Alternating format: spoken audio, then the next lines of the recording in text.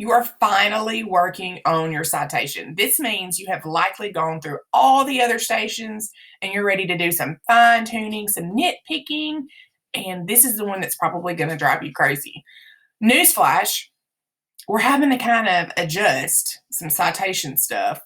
I'm not real sure I even have the ability to do that, but because our curriculum has given us some excerpts that they pulled out on their own, we're not actually even reading from the book. We're reading from the document of excerpts. So technically what I'm showing you right now is not correct.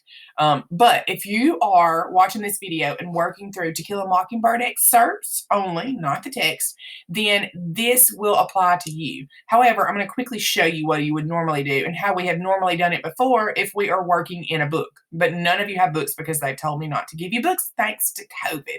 So the citation is an important part of your document that gives credit to where you have found the quote or you are paraphrasing information from. If you do not include the citation, you are plagiarizing. Refer back to the plagiarism policy to see what happens. Now, everybody makes mistakes. Yes, I understand that. We all forget. We get lazy. We don't want to do this. However, understand if you don't include a citation, you're plagiarizing, which means you're copying someone else's work and presenting it as your own. We don't do that in this class, okay? You have plenty of knowledge right up here, and you have plenty of time. You can roll it on back and figure out where you found the quote from. And if you can't do that, just type the quote into a Google search and type, what chapter is this from?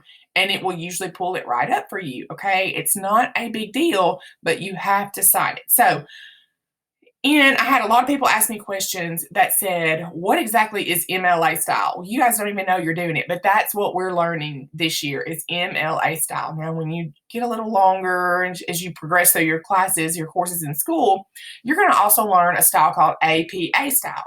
Now, when you go to college, it really depends on what you're studying as to determine if you're doing MLA or APA.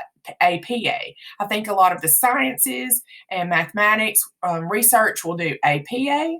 A lot of the literature and your liberal arts like music do MLA. When I was going through school, I did MLA.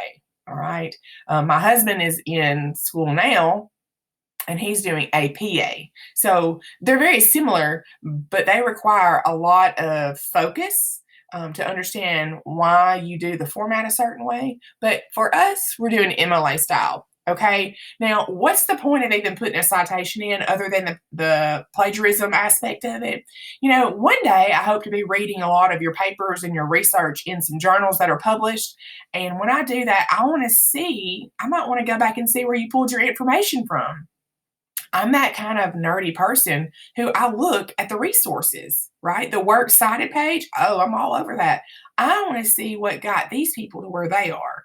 And I want to read the same thing. So that is the purpose for a citation. And is there some kind of rubric?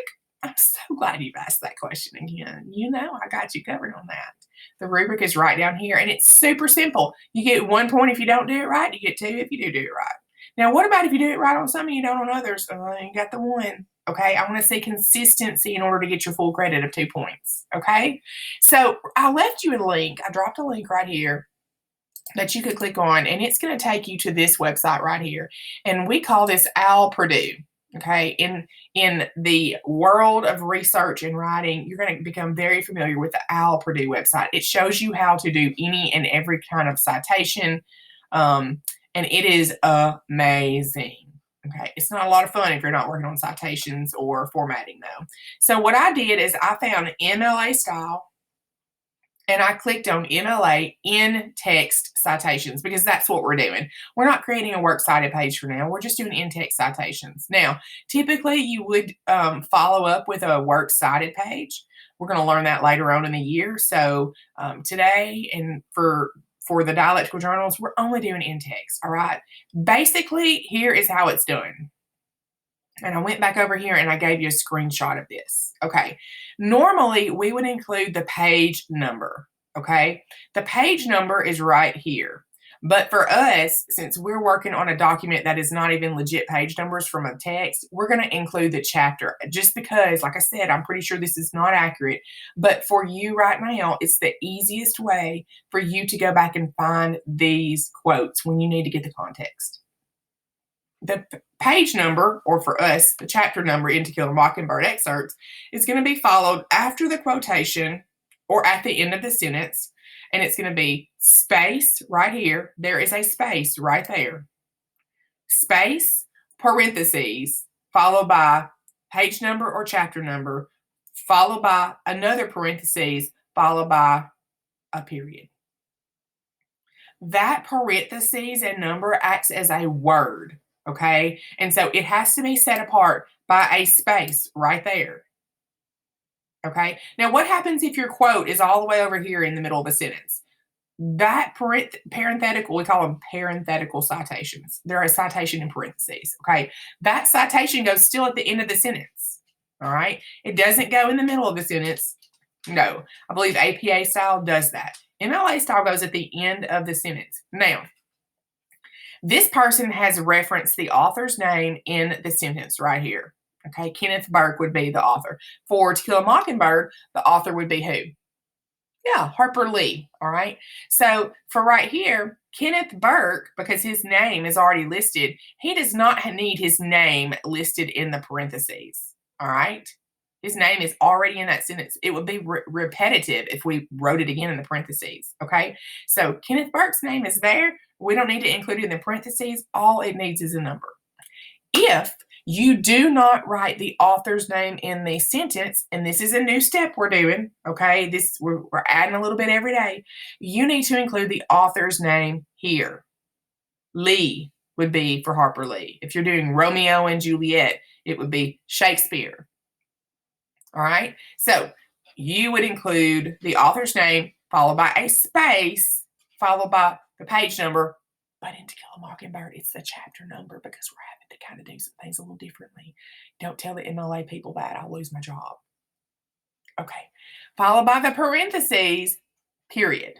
All right? It takes a lot of practice to do this. And because we're doing a little funky, there's really no way that we can double check this other than you listen to this video and you ask your friends and you let your friends check it. But I feel like you could totally do that. Okay? If you go back over to this, if you need help, I have linked to this page. I've also put a screenshot of that up. But let me tell you, friends, citation, once you get it, oh, it's a breeze. It's a breeze. And if you guys move on to take AP classes, your 10th, 11th, and 12th grade years, you will have to write with citations. It's super important to be able to do this. So please don't waste the time trying to figure it out and then give up thinking, oh, well, Miss Vaughns is only going to be my teacher for 2 or 3 more months. I'm not going to need to do it again. Wrong.